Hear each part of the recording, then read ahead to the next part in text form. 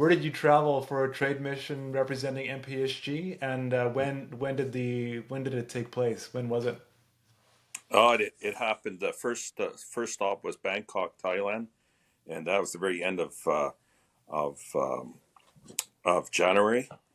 And then we went to one that stuck out was that we went to a factory called Lac Soy, where they actually bought a fair amount of Canadian conventional soybeans, Hmm. and they made soy milk from it, soy chocolate milk, a form of yogurt from it that looked like and tasted actually really good for of all things. So that was one of my highlights of that part of that trip, and presentation. We had a pretty good crowd, probably 50 people that Hmm. we presented to in Bangkok, and those were people that were buying our Canadian soybeans. So Oh, was that January? Was that this year, Mel? yeah, Oh, wow, that's amazing. yeah, So that's fresh on your mind. yeah. Then after that, and then we rolled into February, and then we went to Tokyo, Japan. Right Wow. after that, and that was the February part of it. Yes, so it was. I was actually gone for 13 days between air travel and seeing the different factories and presenting to the different presenters, especially in the we were in the embassy in Tokyo, uh, our Canadian embassy, and that has a big, almost like a nice stadium that would hold, in a sense, about 150 people, and we had about 100 trades people that showed up for our presentation there. So. So did you chat with people who used Canadian soys in Japan as well? Yep. Yeah. Same thing. The factories we went to and the people we talked to were the people using our conventional soybeans and also the American conventional soybeans.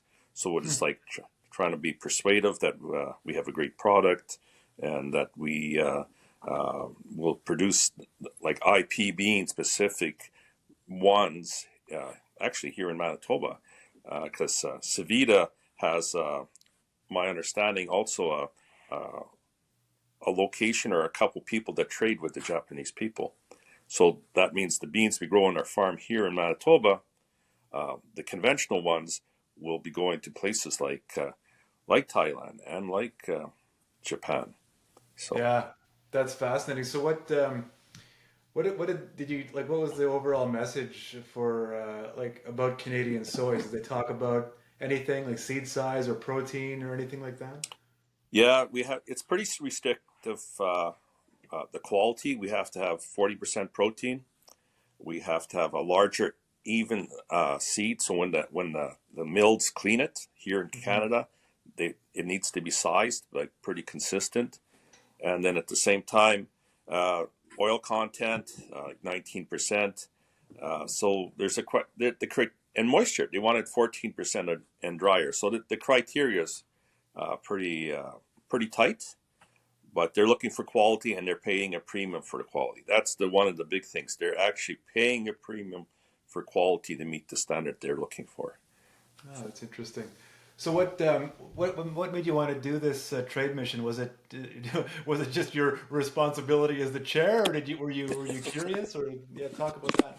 Well, I think it all ties together because we are starting to grow in Manitoba IP soybeans, and where are they going, and what is our what are they expecting from us from the Manitoba farmer? Even though it was a trade mission with I was representing Manitoba, we had Ontario there, we had Quebec there with Soy Canada, Yeah. and it's like okay, we're finding out they really don't want our GMO for the food side.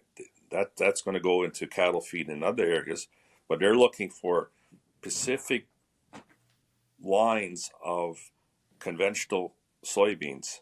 And Hmm. of all things, we can start growing them in Manitoba. So that's like a brand new market for us farmers in Manitoba. So, as the chair or on this board, it's like, okay, we have to start. Is this something we should be promoting for our Manitoba farmer? Yeah, and what do you think? Should we? I think so. There is a premium to for these beans, and there's a good demand. And I mean, like good demand. We whatever we grow, uh, it will be used. So the demand is quite high actually for that specific type of soybean. Yeah, that's interesting. So did you, before you went and knowing the countries that you were going to, did you have a sense of what our trade relationships were like with these countries, or were you surprised by anything? Yeah, I was actually surprised on uh, uh, the size of containers that they actually use. Like, I didn't think that the big totes. That's how they actually receive a lot of their beans in big tote bags. Here, I was expecting a big cargo ship to be unloaded and stuff like that. But no, there's actually all in containers in big tote bags, basically. And it's Oh, like, that, wow, there's a on the farm we grow so much, and the volume we grow on the farm compared to the processor in the opposite end. He's taking them in basically a 1 ton bag of beans. It's like how we would pick up our seed, like our yeah, seed beans kind of thing. That's interesting. that's right, exactly the same way we would get our seed beans, and they're receiving them in those type of bags, or even smaller. Some of them have them in for some of the plant. We went to one organic plant, and they're like in 50-pound bags or 20 kgs. So Oh, that's interesting. Yeah. yeah. So what did you like, did you have some expectations of what you were gonna learn, and were you yeah, like how did that all fit? uh, ex, you know, more to do with the trade, that how the how the process actually works between us, the farmer. We sell it to our the one that has the specific type of seed. Then to the broker. Then from the broker to the broker that's in Japan. So there's a lot of different hands all the way down that Yeah. before it actually gets to the consumer in Japan.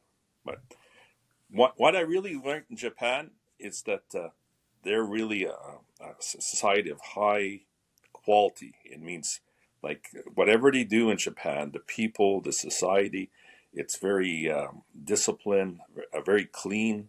Uh, Hmm. the city of Tokyo was like going to a theme park. It's like going to Disney, and its streets don't even have. They're just clean. There's no debris, garbage, or nothing. That was the biggest thing that I think I really took in, is how clean the city is. And Yeah, and I guess that's interesting. I know, like Jamie and I have been to Japan years ago, and we same thing. We feel like you could eat off the back alleys, the residential back alleys there. Like it was just like it was so everything was just so clean. So I guess from a trade perspective, that's probably interesting. You think like they probably have those same high standards for the product coming into their countries as well. It's good yeah, to probably be mindful of. yeah, like that standard carries right through. So whatever they produce, that standard's going to be there. If you're buying a car that or from Japan, that standard, I think, right down to the factories, that goes all the way through. It's like in their society to have the highest quality they can produce. So Yeah. buyers, so they all buy from us. They want the premium quality. That's what they're looking for. So what was your role in the trade mission? Were you, yeah, so you're representing Manitoba pulse growers, but did you give any presentations, show photos, that sort of thing? Yeah, so we did a slideshow and stuff of actually the farm where the beans are growing, the equipment we used, where we store them, all these different steps on the farm side that we actually take to make sure these beans are as good as we can produce them here in Canada. Right. And how were those? Wait, I thought it was received really good. We had some questions from the audience. We had some questions afterwards. Just they were impressed that it's a generational farming. Like I've already, we've been farming in the same area 125 years here for us, and that seemed to carry a lot of weight because we're like uh, just a multi generation of actually farming here in Mhm. Canada.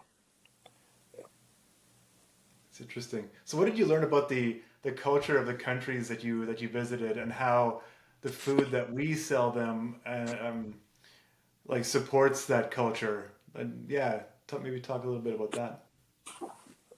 Because they're they're more familiar with basically with tofu, soy milk, and that's more into their culture versus we don't have it so much in our culture. We have it, but not at that level. So that is more of a staple for them.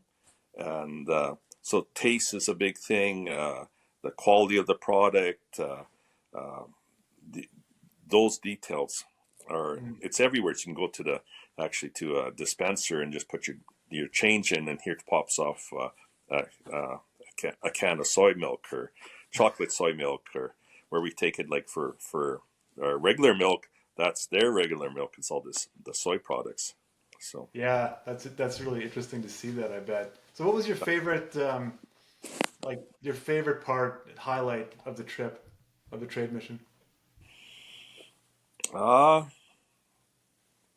we've dealt with Japan in the steakhouse. We actually went to a Japanese steakhouse, and how they pay wagyu steak was on the menu, and Ooh. how they prepared it, and that was probably for on the eating side for me. It's like, okay, we always hear about this wagyu product. Is it better than the our Black Angus here, or is it not? So it was interesting. All I can say is very tender. So Yeah, yeah, I've had wagyu. I've had wagyu once. Um, it's very rich. Hey, like it's yes, very, yeah, like almost sweet. I mean, it's not sweet, but it's very rich. yeah. So it reminded me actually when my dad used to do cattle, and he used to at the same time he used to cut the hay from the farm, basically the alfalfa, and he fed them barley, and we had that certain amount of fat in the meat that made it actually really tender, and that's how I thought of the ragu was something when my dad did years ago on when he would finish his beef. So I think it's more to do with the way we finish our beef today versus the actual animal. I think that's a more fattier animal, and the meat and the fat is in the meat. And I think when we did our Herefords years ago, that was sort of the same Oh, quality. interesting, Yeah, interesting. I know there's a whole bunch of wagyu beef farms in Alberta. Um, yeah, I've met some of those producers. It'd be great to be able to buy their product here and get yeah. it shipped, but I don't know how. That's good, Chris. So when I'm there, I tried their product. So I had a couple meals there. Nice. I thought it was really a good product. Uh, yeah. That's awesome. So, like, what do you want your fellow like MPSG, like, what do you want MPSG's farmer members to know kind of about your trip? Like, what are some Well, key I things? think the thing is that we to get this uh, IP beans, and we have our suppliers here. I think we need to work with those suppliers because that's a product that's going to pay a premium with a little bit of effort. You'll gain that extra revenue off your farm by growing IP beans for these companies here in Canada because there's a big demand for it uh, worldwide actually, and we need to access that market and grow those products because right now we're not growing enough. Ontario can't meet that what's required or an amount that's in demand, and so we in Manitoba now we can actually start the shorter growing season varieties. I think we need to look at it as soybean farmers here in Manitoba and start growing some of those varieties to meet that demand, so we can grow that market. It's like a new avenue of for us. Yeah, yeah. No, that's interesting. Um, so how did that trip kind of impact your work? Did it impact your work as a farmer? And if so, how has it done so? Well, I think on the farm side, ourselves, we're gonna grow more acres of it this year. So we grew some previously. So as board members was Ernie Zersky and myself that grew the IP beans, and so this year I'm gonna grow more acres, and Ernie's gonna grow a larger amount of those acres. We're gonna try it again because the yields were impressive. They're matching our GMO yields. So. And I think so on the farm side, we're gonna carry on with it uh, for the next few years.